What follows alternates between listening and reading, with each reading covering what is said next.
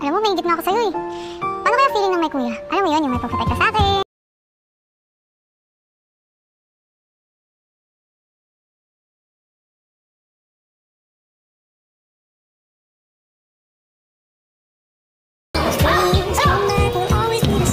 She's not.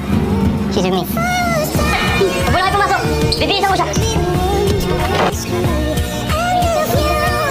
Tingin natin yung si JJ.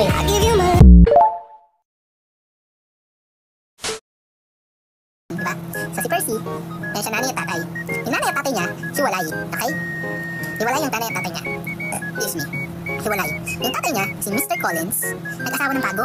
Yung sinasawa niyang bago, nanay ni Felix. Kaya Collins kami pareho. Diba? Tapos, yung nanay naman ni Percy, nag-asawa din ng bago. Ang asawa niyang bago ay walang iba kundi si Jasper Mariano. Okay? Naiintindihan niyo ba?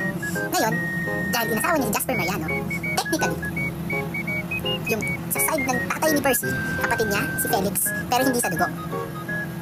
Technicality lang dahil nag-asawa yung nanay ni Felix at tatay ni Percy. Tapos sa nanay ni Percy at tatay ni JJ nag-asawa din. So technicality din, kapatid step-sister niya si JJ. Malinaw? Malinaw ba ang mga pangyayari sa mundo?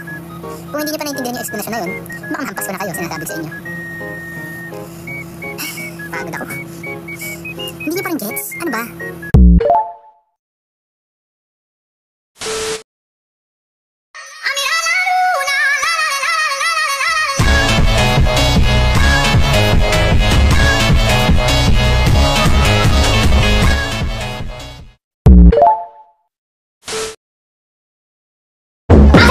You,